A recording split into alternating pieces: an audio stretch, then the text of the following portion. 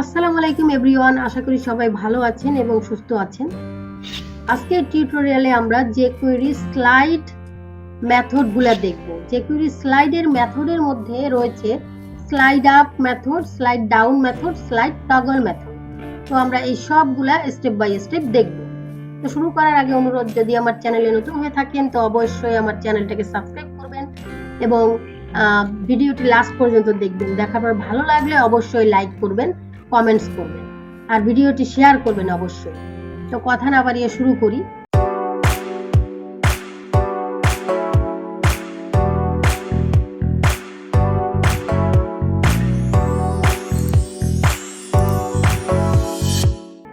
আমি আগে একটা ডিজাইন করে নিয়েছি যাতে আমাদের অতিরিক্ত সময় না লাগে।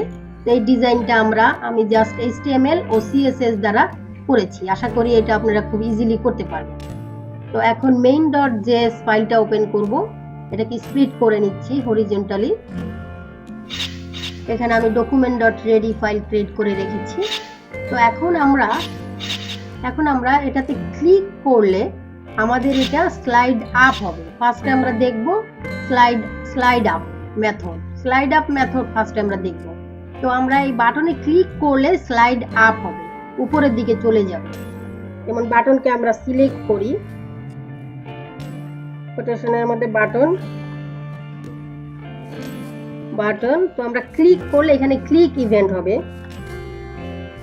এখানে যে কোনো আপনি ইভেন্ট যে কোনো একটা ইউজ করতে পারেন। ডাবল ক্লিক ইভেন্ট নিয়ে একটা ডিটেলস টিউটোরিয়াল আছে, তা আপনি jQuery যে প্লেলিস্ট আছে ওখান থেকে আপনি দেখে নিন। ক্লিক ফাংশন দিলাম, মেথড দিলাম। তো এর মধ্যে হবে ফাংশন।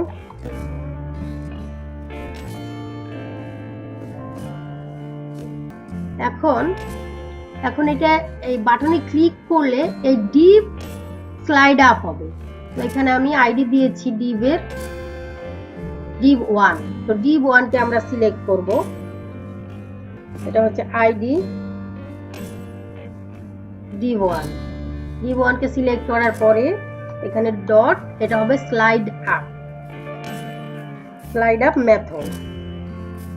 এখানে আমি সেমিকোলন দিচ্ছি, এখানেও সেমিকোলন দিচ্ছি। ফাংশন বানানটা এখানে ভুল হয়েছে, ফাংশন। এখন দেখেন ক্লিক করলাম, স্লাইড আপ হয়ে গিয়েছে।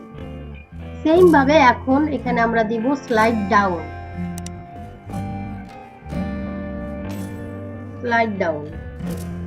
রিলোড দিচ্ছি।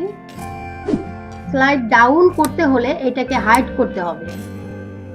সেম ভাবে এখানে ডিসপ্লে দিব নান। তার মানে রিলোড দিচ্ছি। এখন এখানে যদি আমি ক্লিক করি স্লাইড ডাউন হয়ে যাবে, নিচের দিকে চলে যাবে। এখন আমি যদি এই বাটনে একটি বাটনে ক্লিক করে এবং স্লাইড আপ স্লাইড ডাউন দুটাই চাই, তাহলে আমার এখানে হবে slideToggle। তো slideToggle-এর জন্য আপনি এখানে হাইডও দিতে পারেন, ডিসপ্লে নানও দিতে পারেন, অথবা ডিসপ্লে নান উঠেও দিতে পারেন। যেটা দেন এখানে কোনো প্রবলেম হবে না। ক্লিক করলাম, দেখেন এটা স্লাইড ডাউন হলো। এখন আবার স্লাইড ডাউন হলো, স্লাইড আপ। খুবই ইজি। কয়েকবার একটু প্র্যাকটিস করলেই আপনার এটা মানে খুবই ইজিলি আপনি এটা পারবেন। তো আশা করি বুঝতে পারছেন যে কিভাবে স্লাইড আপ, স্লাইড ডাউন এবং slideToggle ইউজ করবেন। তো আজকের ভিডিও পর্যন্ত, দেখা হচ্ছে পরবর্তী ভিডিওতে। আল্লাহ হাফেজ।